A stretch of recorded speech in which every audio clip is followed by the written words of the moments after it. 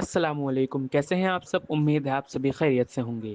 تو ناظرین، آج ہم ایک اور بہترین بیان کے ساتھ واپس آ چکے ہیں مولانا طارق مسعود کے ذریعے سے، جو کہ ہونے والا ہے شب معراج کے بارے میں۔ تو آج ہم اس بیان میں جانیں گے کہ کیسے حضور صلی اللہ علیہ وسلم شب معراج کے لیے نکلے، کیا کیا وہاں انہوں نے دیکھا، کیا کیا ہوا، پوری سب تفصیل سے مولانا صاحب آپ کو بتائیں گے۔ تو آئیے سنتے ہیں۔ سورہ بنی اسرائیل کے شروع میں اللہ تعالیٰ نے نبی صلی اللہ علیہ وسلم کی معراج کا مختصر واقعہ بیان کیا ہے۔ سبحان الذی اسریٰ بعبدہ، پاک ہے وہ ذات جو اپنے بندے کو رات کو لے گیا، لیلاً رات کے تھوڑے سے حصے میں، من المسجد الحرامی الی المسجد الاقصی، مسجد حرام سے مسجد اقصی کی طرف، لِنُرِيَهُ مِنْ آیاتنا، تاکہ ہم ان کو دکھائیں اپنی نشانیاں۔ إِنَّهُ هُوَ السَّمِيعُ الْبَصِيرُ، بے شک وہ سننے والا اور دیکھنے والا ہے۔ قرآن میں تو بس اتنا ہی تذکرہ ہے معراج کا، اور اسی سورہ بنی اسرائیل میں آگے چل کے آتا ہے وَمَا جَعَلْنَا الرُّؤْيَا الَّتِي أَرَيْنَاكَ إِلَّا فِتْنَةً لِلنَّاسِ وَالشَّجَرَةَ الْمَلْعُونَةَ فِي الْقُرْآنِ، کہ ہم نے جو آپ کو منظر دکھایا وہ ہم نے لوگوں کے لیے آزمائش بنایا ہے، جیسے ہم نے شجرہ ملعونہ کو آزمائش بنایا۔ دونوں چیزوں کو ہم نے کیا بنایا؟ آزمائش۔ تو قرآن میں بس اتنا تذکرہ ملتا ہے معراج کا، ایک تو سورہ بنی اسرائیل کے شروع میں پہلی آیت، اور ایک آگے جا کے 2-3 رکوع کے بعد۔ دوبارہ ریپیٹ کر دیتا ہوں، اللہ عیب سے پاک ہے جو اپنے بندے کو رات کے تھوڑے سے حصے میں مسجد حرام سے مسجد اقصی لے گیا تاکہ ہم انہیں اپنی نشانیاں دکھائیں۔ اور اللہ نے دوسری جگہ فرمایا کہ ہم نے جو منظر آپ کو دکھایا، یہ منظر بھی اور شجرہ ملعونہ بھی، یہ دونوں لوگوں کے لیے آزمائش ہیں۔ یہ بلب جل بجھ رہا ہے، اس سے کچھ نہیں ہوگا، بے فکر رہیں۔ یہ دونوں چیزیں لوگوں کے لیے آزمائش ہیں۔ باقی اس کی تفصیل حدیث میں ملتی ہے کہ براق پر بیٹھ کر آپ صلی اللہ علیہ وسلم گئے، مسجد اقصی پہنچے، بہت دور ہے مسجد اقصی، وہاں اللہ تعالی نے تمام پیغمبروں کو جمع کیا جن کی آپ صلی اللہ علیہ وسلم نے امامت کی، اور پھر اللہ تعالیٰ نے آپ کو وہاں سے آسمانوں پہ لے گئے اور اپنا قرب عطا کیا، اور پھر آپ صلی اللہ علیہ وسلم کی مختلف پیغمبروں سے مختلف آسمانوں پر ملاقاتیں ہوئیں۔ آپ کو معراج میں 50 نمازوں کا تحفہ دیا گیا، جو آہستہ آہستہ کم ہوتے ہوتے 5۔ اس سے پتہ چلتا ہے کہ بارگیننگ جو ہے نا، بارگیننگ یہ تو اللہ اس کے رسول کے درمیان میں بھی ہوئی ہے۔ لوگ کہتے ہیں جو ہم نے قیمت بول دی بس اسی پہ خرید لو، ایک زبان۔ ایسا نہیں ہوتا بھائی، بارگیننگ آپ نے بولنے پر کوئی گورنمنٹ کی طرف سے پابندی نہیں، آپ 1 کروڑ روپے بول دو، ہم تو کہیں گے نا بھائی یہ اتنے کی دو گے تو ٹھیک ہے، تھوڑا کم کر لو، تھوڑا کم کر لو۔ تو لچک ہونی چاہیے انسان کی طبیعت میں، یہ نہیں کہ بس ایک ہی زبان ہے جو بول دیا بول دیا۔ اب اللہ نے 50 نمازیں دی تھیں، کم کرتے کرتے کتنی کر دیں ہیں بھائی؟ 5۔ سوال پیدا ہوتا ہے جب 5 ہی کرنی تھی تو 50 کہنے کی ضرورت کیا تھی؟ یہ ایسا ہی ہے جیسے اللہ تعالیٰ قرآن میں بعض دفعہ مشکل احکام دیتے ہیں لیکن ابھی صحابہ نے عمل کیا نہیں ہوتا کہ اس کو منسوخ کر دیتے ہیں، ایسا بھی ہوا ہے قرآن میں۔ یہ بتانے کے لیے کہ اصل تو ہم یہ حکم دینا چاہتے تھے مگر تمہاری رعایت میں ہم اپنے حکم کو چینج کر رہے ہیں۔ اگر پہلے ہی حکم دیا جاتا نا آسان والا تو پتہ کیا چلتا کہ اللہ اصل کیا چاہتے تھے اور آسانی کر کے کیا چاہتے ہیں۔ تو اصل تو یہ تھا کہ اللہ چاہتے تھے ہم دن میں کتنی نمازیں پڑھیں؟ 50 ٹائم، لیکن اللہ کو پتہ تھا کہ یہ مشکل میں پڑ جائیں گے اور جہنم میں جانے والوں کی تعداد اور زیادہ بڑھ جائے گی، اس لیے اللہ نے کہا کہ میں تمہاری رعایت کرتا ہوں۔ جیسے بیوہ عورت کو نکاح کے پیغام سے اللہ نے منع کیا، لیکن اللہ نے فرمایا اللہ کو پتہ ہے تم باز نہیں آؤ گے تو اشارتاً پیغام بھیج سکتے ہو، وہ اس زمانے کی بات ہے۔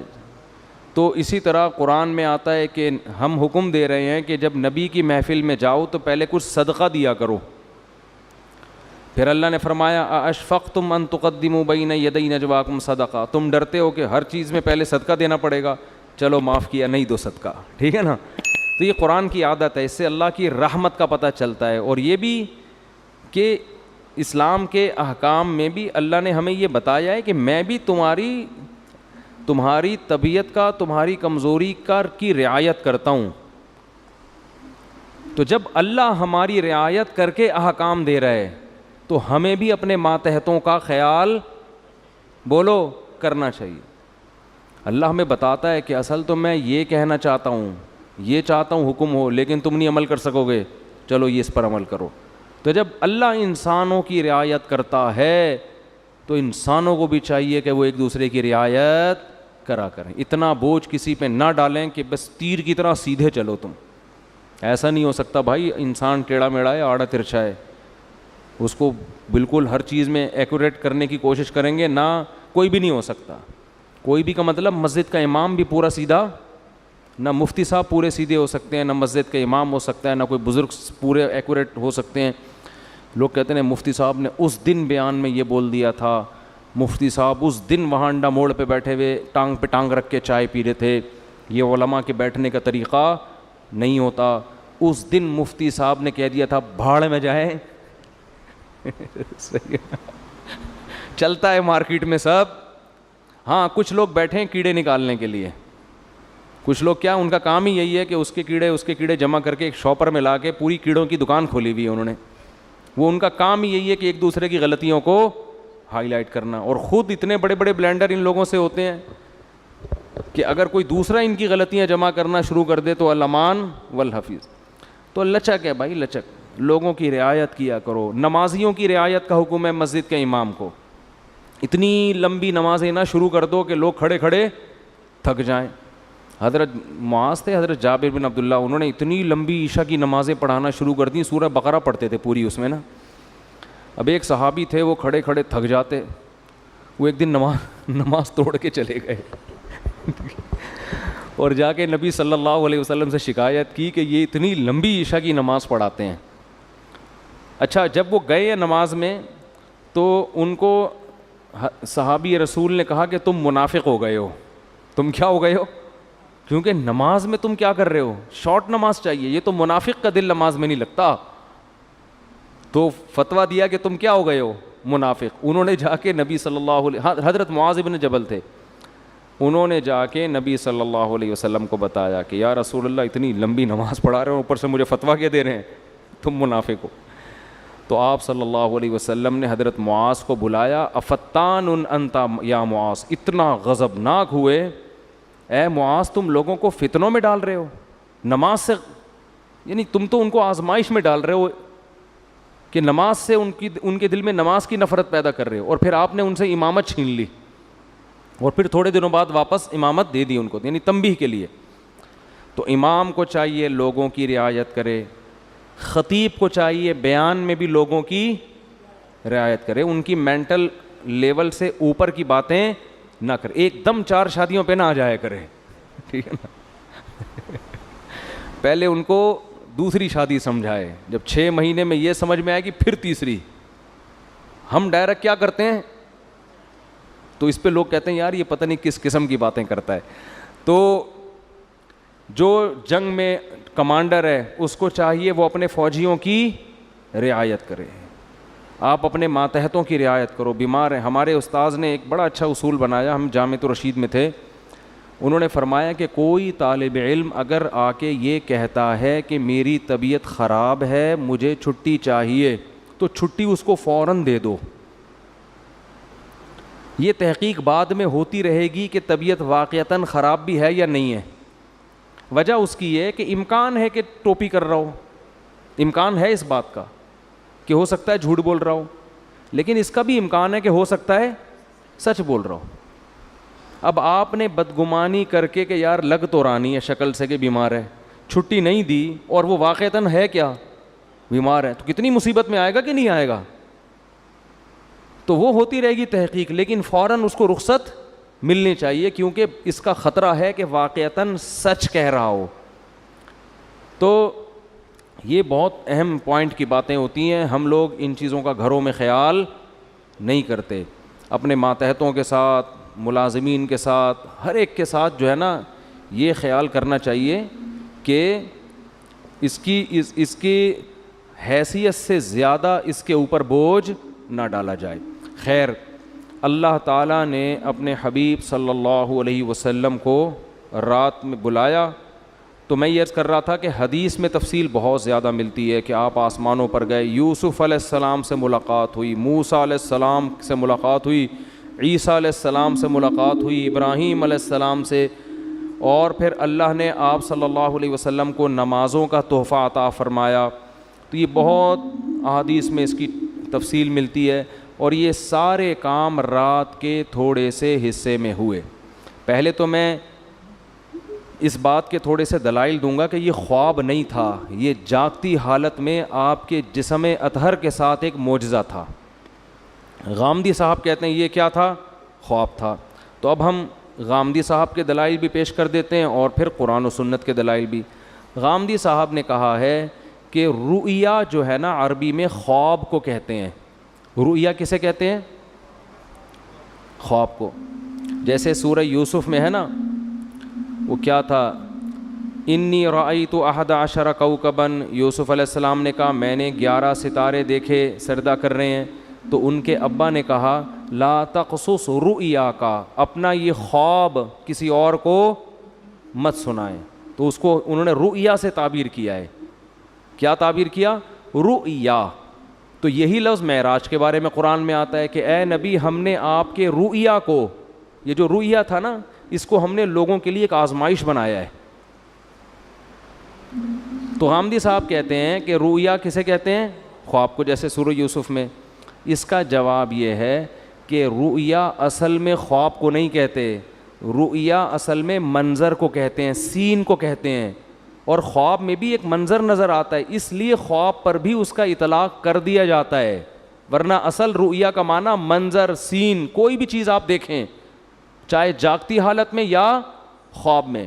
کیونکہ رؤیا کا لفظ نکلا ہے رؤیت سے، رؤیت دیکھنے کو کہتے ہیں. آپ نے دیکھا نہیں رؤیت ہلال، تو کیا یہ خواب میں دیکھا جا رہا ہوتا ہے ہلال کمیٹی ہے بھائی؟ جب جاگتی حالت میں دیکھ کے اتنے اختلاف ہو رہے ہیں تو خواب میں دیکھ کے پتہ نہیں کیا ہو جائے گا، 6 عیدیں ہوں گی پھر تو یہ جاگتی حالت میں ان آنکھوں کے ساتھ رؤیت ہلال کمیٹی نہیں ہے، رؤیت انی ارا ما لا ترون انی اخاف اللہ. قرآن میں جہاں بھی رآ یرآ کا لفظ آیا ہے دیکھنے کے معنی میں، تو رؤیا وہ چیز جو دیکھی جائے. اب یہ خواب میں بھی ہو سکتی ہے اور جاگتی حالت میں بھی، اس لیے اس کا اصل معنی ہوتا ہے منظر، لیکن اس کا اطلاق خواب پر بھی ہوتا ہے کیونکہ خواب میں بھی ایک سین نظر آتا ہے، آپ کو پورا ایک منظر ہوتا ہے. تو اب ہم دیکھتے ہیں کہ قرآن میں جو نبی کے لیے معراج کے لیے رؤیا کا لفظ استعمال ہوا ہے وہ خواب کے معنی میں ہے یا منظر کے معنی میں، دونوں احتمال اس میں ہیں. تو ہم قرآن ہی سے فیصلہ کروا لیتے ہیں کہ وہ حقیقت تھی یا بولو خواب تھا. قرآن میں 2 واضح قرینے، اگر ہم حدیث کو ہٹا دیں، حدیث سے تو پتہ چلتا ہے کہ یہ خواب نہیں تھا. حدیث سے تو صاف کہ براق پہ بیٹھ کے آپ جا رہے ہیں، خواب میں ان تکلفات کی کیا ضرورت ہے؟ خواب میں آپ امریکہ جاؤ ایسے ہی پہنچ جاتے ہو بغیر جہاز کے بھی. یہ جو پورا براق آ رہا ہے، جبریل آ رہے ہیں، جایا جا رہا ہے، پھر وہاں امامت ہو رہی ہے، حدیث سے تو صاف پتہ چلتا ہے. لیکن ہم قرآن میں بھی دیکھتے ہیں کہ 2 واضح قرینے ہیں جن سے پتہ چلتا ہے کہ یہاں رؤیا خواب کے معنی میں نہیں ہے. سب سے پہلے اس رؤیا کے آگے پیچھے جو آیت ہے وہ خود ہی بتا رہی ہے. فرمایا وما جعلنا الرؤيا التي أريناك إلا فتنة للناس والشجرة الملعونة في القرآن، کہ ہم نے اس رؤیا کو بھی اور قرآن میں جو ملعون درخت کا تذکرہ ہوا ہے ان دونوں چیزوں کو لوگوں کے لیے آزمائش بنایا. کیسے؟ ملعون درخت ہے شجرہ زقوم. قرآن میں آتا ہے کہ جہنم میں ایک درخت ہے جس کا پھل بے انتہا کڑوا، بہت کڑوا، جو جہنمیوں کو کھلانے کے لیے دیا جائے گا. اس پر مشرکین مکہ کہتے تھے کہ ایک طرف آپ کہتے ہیں جہنم میں آگ ہے، دوسری طرف کہہ رہے ہیں جہنم میں درخت ہے، درخت آگ میں نہیں اگتے. آئی بات سمجھ میں؟ تو اللہ نے قرآن میں فرمایا کہ اللہ جس کا حاصل یہ ہے کہ اللہ کو یہ طاقت اور قدرت ہے کہ وہ آگ کے اندر بھی درخت پیدا کر دے. اور وہ کیا ہے اس کے بارے میں قاروہا، وہ پورے آیت مجھے یاد نہیں آ رہی، کہ اس کی جو جڑیں ہیں نا وہ جہنم کی تہ میں ہیں، اس طرح کی آیت ہے. ابے نہیں بھائی وہ نہیں. خیر، یعنی اس جواب کا حاصل یہ ہے کہ اللہ کو یہ قدرت ہے کہ اللہ اس درخت کو جہنم کے اندر پیدا کر دے، اور جہنم کی تہ میں اس کی کیا ہے؟ جڑیں اور شاخیں اوپر ہیں. تو آگ میں اللہ پیدا کر سکتا ہے، اللہ کے لیے کوئی مشکل نہیں ہے.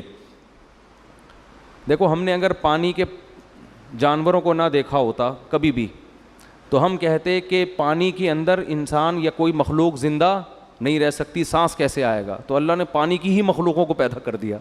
کروڑوں مخلوق جو پانی کے اندر ہی زندہ رہتی ہیں، باہر نہیں نکلتی. تو اللہ کو یہ قدرت ہے کہ وہ اسی ماحول کے حساب سے چیزیں پیدا کر دے. تو اللہ فرماتے ہیں ہم نے یہ ملعون درخت کو بنایا کس کے لیے؟ آزمائش، تاکہ مشرکین اور غیر مسلم اس کا انکار کریں کہ ایسا ممکن نہیں ہے. حالانکہ یہ انکار کرنا بنتا اس لیے نہیں ہے کہ اللہ ہر چیز پر قدرت رکھتا ہے. تو ہم نے زقوم درخت کو بھی لوگوں کے لیے کیا بنا دیا؟ آزمائش، کہ یہ اللہ کی قدرت جو مانتا ہے وہ تو اس کو مانے گا، جو اللہ کی قدرت نہیں مانتا وہ اس کا انکار کرے گا. تو اسی کے ساتھ اللہ نے نبی کی معراج کا بھی تذکرہ کیا کہ ہم نے نبی کو جو منظر دکھایا اس کو بھی لوگوں کے لیے کیا بنایا؟ آزمائش. کیا مطلب؟ جو اللہ کی قدرت کو مانے گا وہ تو مانے گا اس واقعے کو، جو کہتے ہیں اللہ ایسا نہیں کر سکتا وہ اس واقعے کا انکار کر دے گا. خواب اگر یہ ہوتا تو خواب کو ماننا کوئی اچھمبے کی بات نہیں ہے، یہ فتنہ تھوڑی بنتا. نبی کہتے ہیں مجھے خواب آیا ہے، یہ ہوا ہے، تو ابو جہل بھی کہتے تھا بھائی خواب تو کسی کو بھی کچھ بولو نا بھائی آ سکتا ہے، خواب میں تو آپ کہیں بھی جا سکتے ہیں، کوئی بھی انکار نہ کرتا. لیکن جیسے وہ کہہ رہے تھے عقلاً یہ ممکن نہیں ہے کہ جہنم میں درخت پیدا ہو جائے، ایسے ہی عقلاً یہ ممکن نہیں ہے کہ کوئی انسان زندہ اپنے جسم کے ساتھ رات کے تھوڑے سے حصے میں مسجد حرام سے مسجد اقصیٰ اور آسمانوں کی سیر کر کے آ جائے. اٹ ازنٹ پاسبل، یہ عقلاً ممکن نہیں ہے. تو اللہ کہتے ہیں دونوں چیزیں تمہارے لیے آزمائش ہیں. خدا کی قدرت کو مانو گے تو دونوں پہ یقین کرو گے، نہیں مانو گے تو دونوں کا انکار کرو گے. تو یہ بہت بڑی دلیل ہے کہ یہاں رؤیا سے مراد معراج میں حقیقت ہے جسم کے ساتھ، خواب اس سے مراد نہیں ہے، ورنہ یہ آزمائش نہ ہوتا. دوسرا قرآن میں واضح اشارہ کیا، وہ تو صراحت ہے. سورہ بنی اسرائیل شروع ہو رہی ہے، سبحان الذی، پاک ہے وہ ذات، اسرا بعبدہ، جو اپنے بندے کو رات کے تھوڑے سے حصے میں لے گیا، من المسجد الحرامی الی المسجد الاقصیٰ، مسجد حرام سے مسجد اقصیٰ. یہاں اللہ نہیں کہہ رہے کہ میں نے خواب میں لے گیا ہوں. میں جب میں کہتا ہوں کہ میں رات کو کے تھوڑے سے حصے میں آپ کو یہاں سے وہاں لے گیا تو اس کا مطلب کیا ہوتا ہے؟ لے کر گیا یا خواب دکھایا ہے بھائی؟ آپ کہہ رہے ہو کہ بھائی دیکھو میں تمہیں اپنے ساتھ ملیشیا لے کر گیا تھا اور میں نے تمہیں وہاں گھمایا اور پھرایا، پھر میں تمہیں وہاں تم دبئی کی اب کوئی آدمی کی نئی نئی شادی ہوئی ہے فرض کر لو، بیگم کو ہنی مون کے لیے مری لے کر گیا، بعد میں پھڈا ہو گیا، بیگم کو کہہ رہے دیکھو میں تمہیں اپنے ساتھ اس دن مری لے کر گیا تھا، پھر میں تمہیں نتھیا گلی کی میں نے تمہیں سیر کرائی، پھر میں وہاں سے ہم نے ٹن مارا ادھر کی طرف، ہم مڑے سوات مردان کی مالم جبہ ہے کیا ہے بہرحال جو بھی ہے، وہاں سے ٹن مار کے اسلام آباد سے ہم اگلی فلائٹ سے واپس آئے. کوئی بندہ وہاں بیٹھا ہوا کہہ رہا ہے یار آپ بھابھی سے اتنی محبت کرتے ہو؟ ہاں جی میں تو بہت محبت، کہتے ہیں بہت اچھا خواب دکھایا آپ نے بھابھی کو. آپ بولو گے تمہارا دماغ خراب ہو گیا، میں خواب کی باتیں کر رہا ہوں، میں کہہ رہا ہوں میں لے کر گیا. تو جب کوئی عام آدمی یہ بات کرتا ہے دوسرا اس کو خواب کہے گا تو آپ کو غصہ آئے گا کہ نہیں آئے گا؟ اللہ سورہ بنی اسرائیل شروع اس طرح سے کر رہے ہیں، سبحان الذی، پاک ہے وہ ذات، اسرا بعبدہ، جو اپنے بندے کو لے گیا، لیلاً، رات کے تھوڑے سے حصے میں. یہ تنوین تقلیل کے لیے، تھوڑے سے حصے میں بھی اللہ اپنی قدرت دکھا رہا ہے. خواب کا تذکرہ ہوتا تو نہ رات کہنے کی ضرورت تھی، نہ رات کا تھوڑا حصہ کہنے کی ضرورت تھی. سمجھ میں نہیں آ رہی بات؟ دوسری بات، تیسرا قرینہ، اللہ اس آیت کو شروع کر رہا ہے سبحان الذی، ہر عیب سے پاک ہے وہ ذات.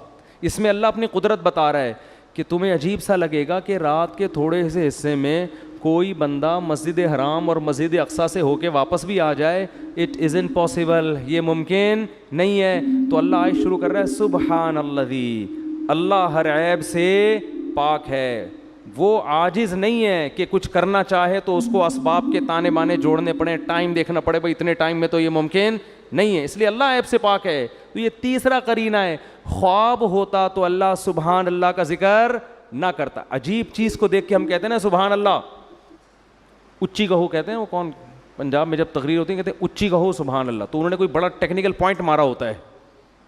خوابوں کی باتوں پہ کوئی اتنا زیادہ نہیں ہوتا سبحان اللہ ٹھیک ہے نا. تو اللہ فرما رہے ہیں کہ یہ تین واضح قرینے قرآن مجید میں، لِنُرِيَهُ مِنْ آیَاتِنَا، تاکہ ہم محمد صلی اللہ علیہ وسلم کو اپنی نشانیاں بتائیں. تبھی تو مشرکین نے انکار کر دیا، یہ نہیں ہو سکتا. اگر خواب کی بات ہوتی تو وہ انکار نہ کرتے. پھر جب انکار کیا تو اللہ فرماتے ہم نے اس واقعے کو آزمائش بنایا. باقی اس میں حکمت کیا تھی؟ یہ معجزہ اللہ نے کسی اور پیغمبر کو نہیں دیا. ہر پیغمبر کو الگ قسم کے معجزے ملتے ہیں. حضرت عیسیٰ علیہ السلام کو جو معجزے ملے نا، وہ کہا جاتا ہے کہ سب سے زیادہ معجزے اللہ نے حضرت عیسیٰ کو دیے ہیں. مردے کو زندہ، کوڑ کے مریض کو شفا، پیدائشی نابینے کی آنکھیں واپس، مٹی کا پرندہ بنا کے پھونک ماری، پھڑ پھڑ پھڑ کر کے اڑ رہا ہے. یہ بہت ہی عجیب قسم کے معجزے. علماء کہتے ہیں کہ حضرت عیسیٰ کے دور میں علم طب جو تھا نا، میڈیکل سائنس، وہ اس وقت کافی عروج پہ پہنچ چکی تھی. حکمت کا علم، حکیم، بڑی بڑی پیچیدہ بیماریوں کے علاج دریافت ہو گئے تھے. لیکن ساری دنیا کے سارے حکیم کہتے تھے کوڑ کے مریض کا علاج ممکن نہیں ہے. ایسی کوئی دوا نہیں ہے کہ پیدائشی نابینا کی آنکھیں آ جائیں. بعد میں بینائی جائے تو آ سکتی ہے، جو پیدا ہی نابینا ہوا ہو اس کی آنکھیں نہیں آ سکتی. ایسی کوئی دوا نہیں ہے کہ مردے کو کھلاؤ اور اس میں جان آ جائے.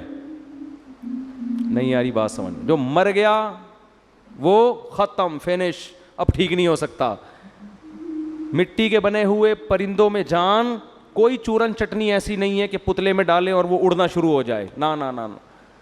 حضرت عیسیٰ کو جو اللہ نے معجزے دیے نا، وہ تمام میڈیکل سائنس کو کیا کر رہے تھے؟ چیلنج، تاکہ لوگوں کو یقین آ جائے کہ یہ کوئی حکیم نہیں ہے،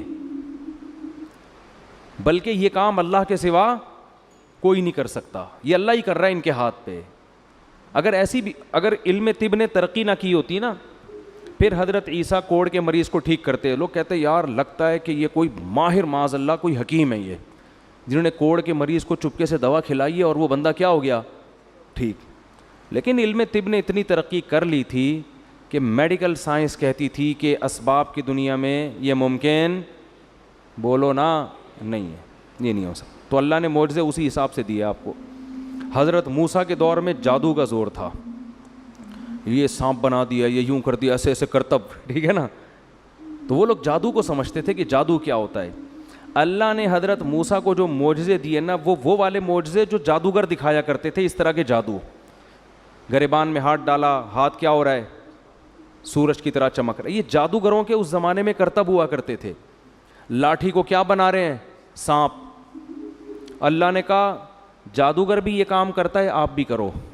لیکن جادوگر جب یہ کرتا ہے تو نظر کا دھوکہ ہوتا ہے، آپ جب کرو گے تو سچی مچی کا ہو جائے گا. تو جادوگر خود کہیں گے بھائی اٹ ازنٹ پاسبل. کیونکہ اگر جادو نے ترقی نہ کی ہوتی تو لوگوں کو کیا پتہ چلتا کہ یہ جادو ہے یا حقیقت. جو علم ترقی کرتا ہے تو اس کے ماہرین پیدا ہوتے ہیں نا، وہ بتاتے ہیں بھائی یہ ممکن نہیں ہے. اگر عیسیٰ کو موسیٰ والے معجزے دیے جاتے، لاٹھی کو سانپ بنانے والے، تو اس وقت جادو کا ان لوگوں کو اتنا نہیں پتا تھا. وہ کہتے یار ہو سکتا ہے یہ جادو، یہ بھی جادو، یہ بھی جادو. لیکن جادو اتنی ترقی کر چکا تھا کہ لوگ جانتے تھے کہ جادوگر تو لاٹھیوں کو سانپ بناتے ہیں، بنتا نہیں ہے، نظر آتا ہے. جب وہ گریبان میں ہاتھ ڈال کے نکالتے ہیں روشن نظر آتا ہے، ہوتا نہیں ہے. ادھر تو بھائی سچی مچی کا ہو رہا ہے بھائی، یہ کھوپڑی میں آنے والی بات نہیں ہے، یہ تو ممکن ہی نہیں ہے. تبھی اللہ نے حضرت موسیٰ کا مقابلہ کس سے کرا دیا؟ جادوگروں سے. اور ہزاروں جادوگروں نے جب لاٹھیوں کو پھینکا ہے، یخیل الیہ من سحرہم انہا تسعی، قرآن کہتا ہے پبلک کو دیکھنے میں ایسا لگا، حقیقت میں نہیں تھی وہ، دیکھنے میں ایسا لگا، ان کے جادو نے نا آنکھوں کو ایسے پردے ڈال دیے تھے، پبلک کو اور حضرت موسیٰ کو ایسا لگا کہ یہ سانپ ہے جو میری طرف دوڑ رہا ہے. اللہ خود قرآن میں کہتے ہیں یخیل، خیالی دنیا میں تھا، حقیقت میں ایسا نہیں تھا. ادھر موسیٰ علیہ السلام کو اللہ نے کہا آپ لاٹھی زمین پہ ڈالیں. جب حضرت موسیٰ نے ڈالی ہے فَإِذَا هِيَ ثُعْبَانٌ مُبِينٌ، واقعی اژدہا بن گئی. تبھی تو قرآن کہتا ہے کہ جادوگر ایک سیکنڈ بھی نہیں ٹھہرے، فوراً سجدے میں گر گئے. یہ نہیں کہ انہوں نے مشورہ کیا ہو کہ بھائی یہ دیکھو ذرا یہ بھی جادو ہے، ہمارا بھی جادو، تو ایکچولی ذرا ہم غور کرتے ہیں، ایک کانفرنس بلاتے ہیں، ہمارا آپس میں اس میں مذاکرہ ہوگا کہ اس کا لیبارٹری ٹیسٹ کروائیں کہ یہ سانپ واقعی سچی مچی کا ہے یا جھوٹی موٹی کا ہے کیا یہ. قرآن کہہ رہا ہے نا نا نا نا نا، فَأُلْقِي، دو لفظ قرآن میں بلاغت کے، ایک فا اور ایک القیا. فا کا مطلب فوراً، ادھر لاٹھی سانپ بنی ہے، ادھر جادوگر فوراً. اور قرآن کہہ رہا ہے سجدے میں گرے نہیں، القیا، گرا دیے گئے. گرا دیے گئے کیا مطلب؟ اس کو کہتے ہیں ریفلیکٹ ایکشن. بعض دفعہ سوتے میں استری کے قریب آپ کا ہاتھ آتا ہے اور لاشعوری طور پر پیچھے ہٹ جاتا ہے، ہوتا ہے نا ایسے. یار ایک تو آپ لوگ کو اب سائنس اور ٹیکنالوجی بھی سکھانی پڑے گی. دیکھو دھماکہ ہوتا ہے بعض دفعہ، ہم اچھلتے پہلے ہیں، سوچتے بعد میں کہ ہوا کیا ہے. ایسا ہی ہے کہ نہیں ہے؟ اللہ نے ہمارے اندر کچھ لاشعوری ایسی سینس رکھی ہے، وہ ہمیں حادثات میں کام آتی ہے. کیونکہ حادثے جب ہو رہا ہو تو پہلے سوچ کے پھر آپ عمل کرو تو ٹائم بولو نکل چکا ہوتا ہے. بعض دفعہ ٹائم کیا ہو چکا ہوتا ہے. دیکھو ایک کتا آپ کے پیچھے آ رہا ہے تو آپ سوچتے ہو، پہلے تو یہ سوچتے ہو میرے ہی پیچھے آ رہا ہے، کسی اور کے پیچھے تو نہیں جا رہا. سوچنے کا ٹائم ملتا ہے نا آپ کو، کیونکہ جیسے کتا بھاگ سکتا ہے آپ بھی بھاگ سکتے ہو. آپ سوچتے ہو، پھر آپ غور کرتے ہو نہیں یار یہ میری طرف ہی آ رہا ہے، کتنی اسپیڈ سے آ رہا ہے، اسپیڈ چیک کرتے ہو آپ اس کی. پھر آپ یہ سوچتے ہو کہ اس سے بچنے کا میرے پاس بھاگنے کے علاوہ بھی کوئی راستہ ہے. اگر بھاگنے کے علاوہ راستہ ہے تو مجھے تگڑ تگڑ بھاگنے کی کیا ضرورت ہے. تو آپ کا دماغ کام کرتا ہے، آپ پتھر اٹھا لیتے ہو کہ یار پتھر سے ماروں گا بھاگ جائے گا تو مجھے بھاگنے کی ٹینشن لینے کی ضرورت نہیں ہے. آپ پتھر اٹھاتے ہو، کتے کو اس طرح کرتے ہو. کتا اگر ڈر کے رک گیا تو آپ کہتے ہو بہت زبردست کام ہو گیا. کتا اگر کتے پنے پہ آیا ہوا ہے وہ پھر بھی نہیں رک رہا، پھر آپ آخری حربے کے طور پر تگڑ تگڑ بھاگنا شروع کرتے ہو اور بالآخر آپ کی جان بچ جاتی ہے. یہ سوچنے کا ٹائم ملتا ہے آپ کو. لیکن کچھ اتفاقی حادثے ایسے ہوتے ہیں کہ ان میں اگر سوچ کے کام کرو گے تو جیسے وہی ہے نا، اکثر سناتا ہوں میں، ایک بیچارہ شیشے کے برتن بورے میں بھر کے بیچ رہا تھا. ایک عادت ہوتی ہے نا بعض لوگوں کی، تو ایک سیٹھ صاحب کی عادت تھی ہر چیز کو ٹھوکر مار کے پوچھتے تھے اس میں کیا ہے. تو وہ شیشے کا برتن اس بیچنے والے نے اس سیٹھ صاحب کے سامنے رکھا. سیٹھ صاحب کو پتہ نہیں تھا اس میں شیشے کے برتن ہے. سیٹھ صاحب نے بوری پہ پاؤں مارا، بولا اس میں کیا ہے؟ اس نے کہا ہے نہیں تھا اب نہیں ہے. تو یہ کچھ ایسی چیزیں ہوتی ہیں جن میں سوچنے کا ٹائم، بھائی اس میں ٹھوکر مار کے پوچھو گے تو اب نہیں ہے، پوچھ کے ٹھوکر مار دے آپ. تو کچھ کام تو ایسے ہوتے ہیں سوچ کے آپ بھاگو، کچھ ایسے ہوتے ہیں کہ بھاگنا پہلے پڑتا ہے، سوچنا بعد میں. تو یہ وہ حادثے ہوتے ہیں جس میں اللہ نے آپ کو سوچنے کا اختیار دیا ہی نہیں ہے. قدرت خود آپ کو بچنے کا موقع دیتی ہے، یعنی بچا لیتی ہے. جیسے اچانک جب دھماکہ ہوتا ہے تو ہم اچھلتے پہلے ہیں، سوچتے بعد میں. قدرت ہمیں اچھالتی ہے کہ ابے بھاگ یہاں سے، ٹھیک ہے نا، کچھ ہوا ہے. یا کتا بہت قریب آ کے ایک دم بھونکنا شروع کر دے تو پھر آپ بھاگتے پہلے ہو، سوچتے بعد میں. اور خود ارادے سے نہیں بھاگتے، لاشعوری طاقت آپ کو کیا کرتی ہے؟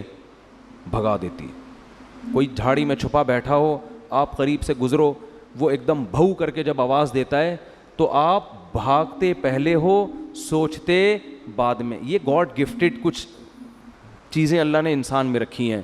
یہ اس لیے رکھی ہیں کہ حادثوں، ایمرجنسی جب نافذ ہونا تو آپ کو سوچنا نہ پڑے. سمجھ رہے ہیں؟ پہلے کام ہو جائے پھر بعد میں سوچتے رہو. ابھی تو قدرت چاہ رہی ہے اس جگہ سے آپ ہٹ جاؤ ورنہ مر جاؤ گے آپ. بالکل یہی کام جادوگروں سے ہوا ہے.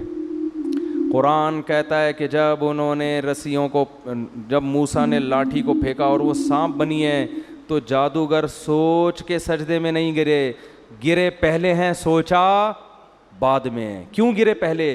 ان کے لاشعور میں یہ بات بیٹھ گئی، بھائی یہ تو پیغمبر ہے، یہ تو پاسبل ہی نہیں ہے کہ لاٹھی سانپ بن جاؤ. بھائی پہلے سجدہ کرو، بعد میں سوچتے رہیں گے کہ یہ سجدہ صحیح کیا یا غلط کیا.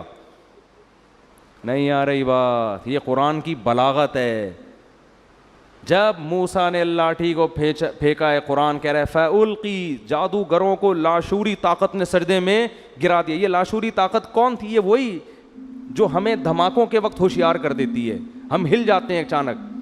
تو جادوگروں نے جب یہ منظر دیکھا نا کہ بھئی یہ لاٹھی تو حقیقت میں سانپ بن گئی، یہ تو عملاً ممکن ہے ہی نہیں، یہ تو اللہ کا پیغمبر ہے، یہ اللہ ہی کر سکتا ہے، یہ جادو نہیں ہے. اتنا انسپائر ہوئے کہ قرآن کہہ رہا ہے کہ بغیر سوچے سمجھے سجدے میں گر گئے اور بغیر سوچے سمجھے کہنے لگے آمنا برب العالمین رب موسیٰ و ہارون، ہم رب العالمین جو موسیٰ اور ہارون کا رب ہے اس پر ایمان لے آئے. اب اس کے بعد سوچ رہے ہیں کہ ہمارا فیصلہ صحیح تھا یا غلط، یعنی اس کے انجام کیا ہے.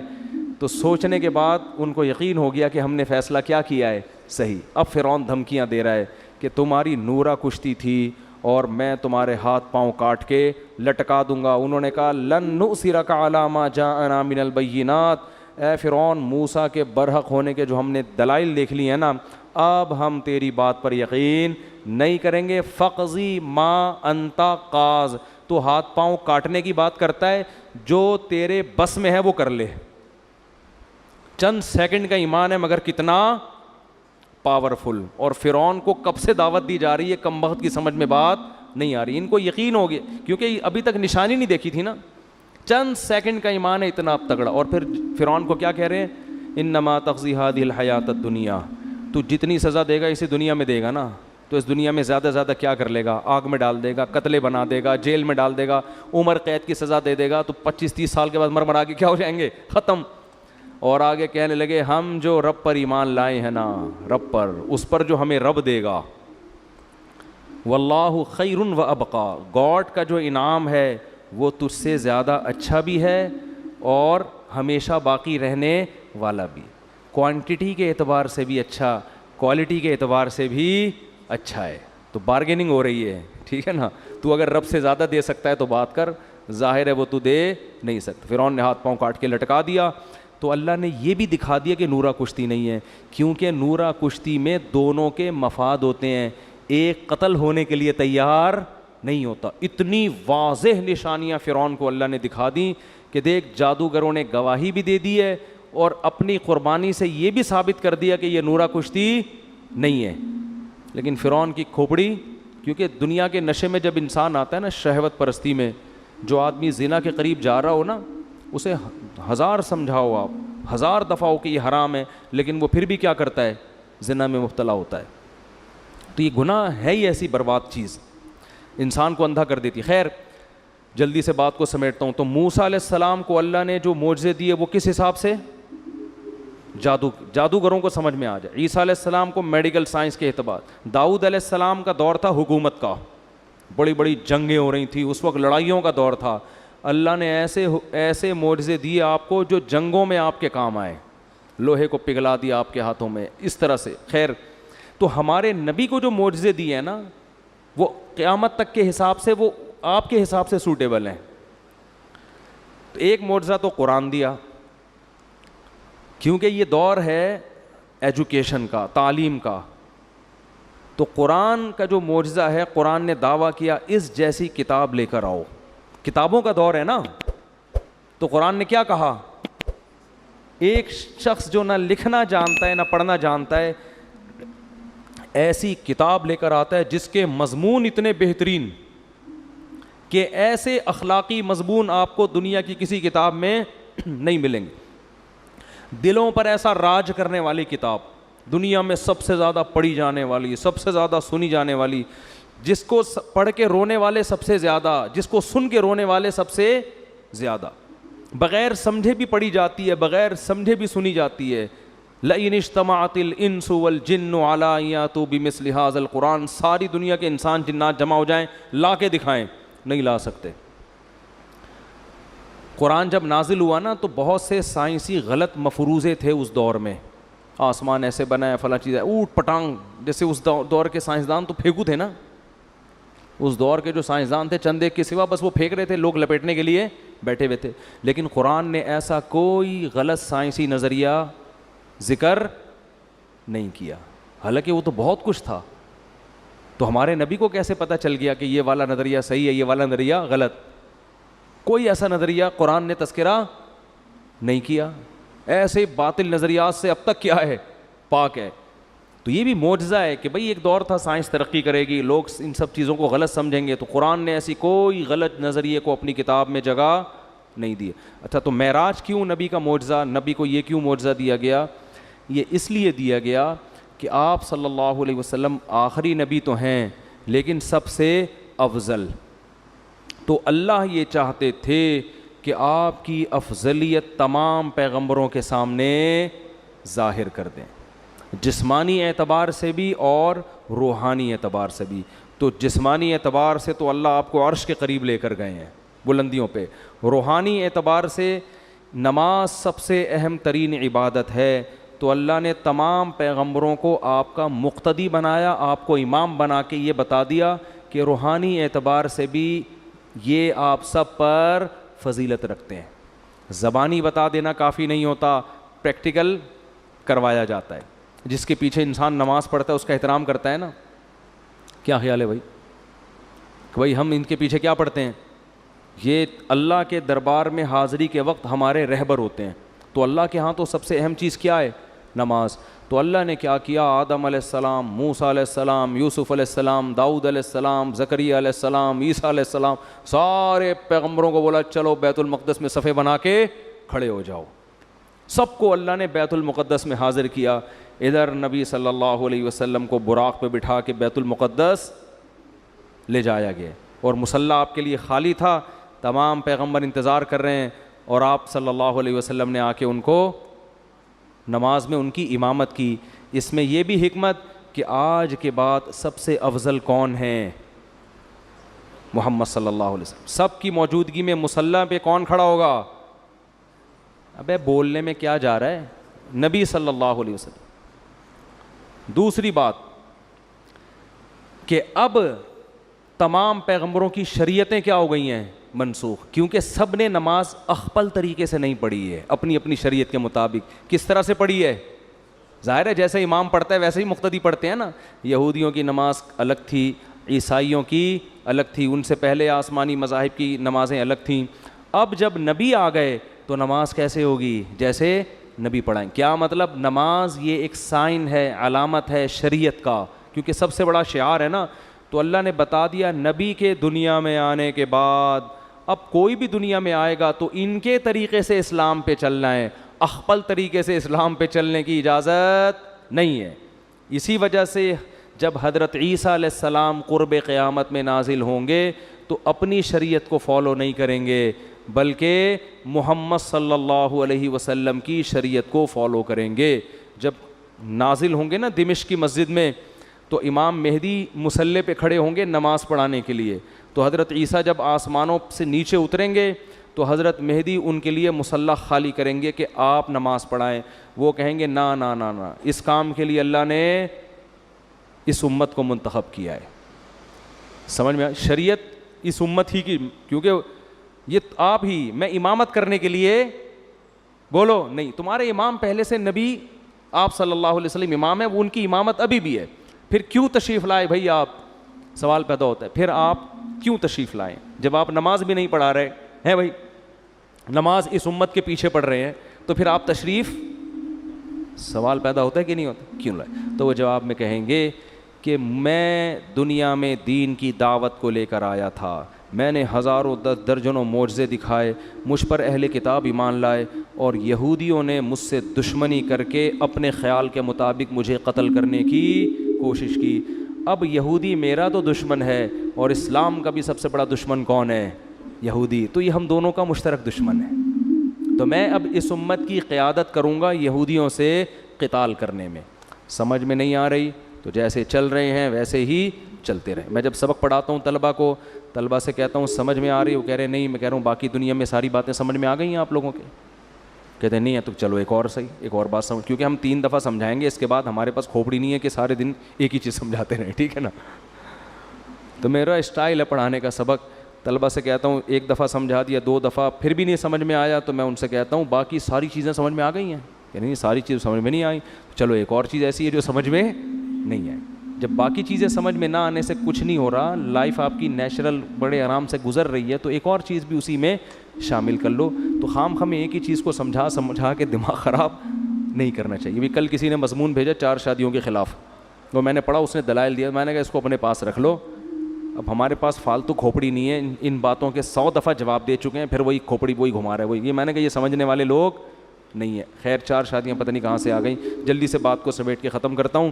تو ایک حکمت کیا تھی, جسمانی معراج اور روحانی معراج, یہ بتانا کہ اب سب سے افضل کون ہے, یعنی عملاً اس کو کر کے دکھانا, صرف بتانا کافی نہیں ہے, پریکٹیکل کر کے دکھایا کہ سب سے افضل کون ہے. اب دیکھو حضرت موسیٰ علیہ السلام اگر کہیں کہ میں سب سے افضل ہوں, تو پھر ان کے امتی کہیں گے پھر معراج کی رات میں مصلی پہ آپ کیوں نہیں آئے وہی. اگر یوسف علیہ السلام کہے میں سب سے افضل ہوں, تو سوال پیدا ہوتا ہے پھر معراج کی رات پہ نماز آپ نے کیوں نہیں پڑھائی. تو اللہ نے ایک عمل سے ثابت کر دیا. حدیث میں آتا ہے لو کان موسیٰ حیا لما وسعہ الا اتباعی, اگر موسیٰ کلیم اللہ جو بار بار کوہ طور پہ جایا کرتے تھے, جن کا ذکر اللہ نے قرآن میں سب سے زیادہ کیا, جن کو سرگوشیوں کے لیے اپنے قریب کیا, جن کو پوری کتاب ایک ہی دفعہ میں پکڑا دی گئی, لیکن نبی نے فرمایا ان تمام فضائل کے باوجود اگر موسیٰ زندہ ہوں, اگر اس وقت موسیٰ زندہ ہوتے, لما وسعہ الا اتباعی, تو میری اتباع کیے بغیر ان کی نجات ممکن نہیں تھی. وہ فالو اسلام ہی کو کریں گے. اسی وجہ سے علماء کہتے ہیں حضرت عیسیٰ علیہ السلام آئیں گے نا تو ہمارے ہی شریعت کو فالو کریں گے. تو یہ بھی ایک حکمت تھی معراج میں, اور بہت ساری چیزیں تھیں. اللہ نے آپ کو اپنی آنکھوں سے جنت اور جہنم کے مناظر دکھائے ہیں معراج کی رات. اچھا, ایک حکمت یہ بھی تھی کہ بیت المقدس کی فضیلت پہ مہر ثبت ہو جائے.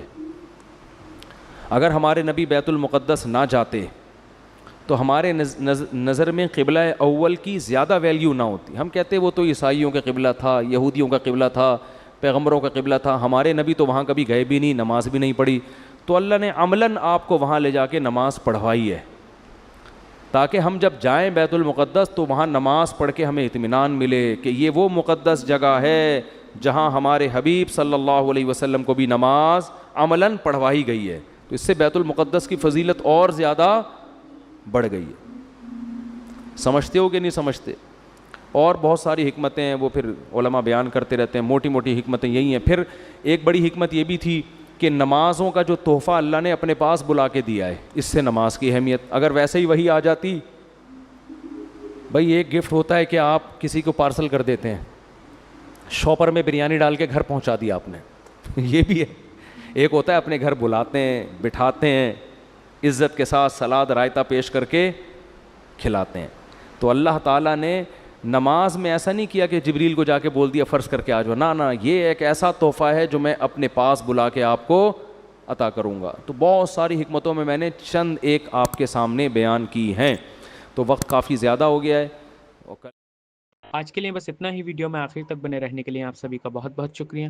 چینل کو سبسکرائب کریں, ویڈیو کو لائک اینڈ شیئر ضرور سے کریں. السلام علیکم.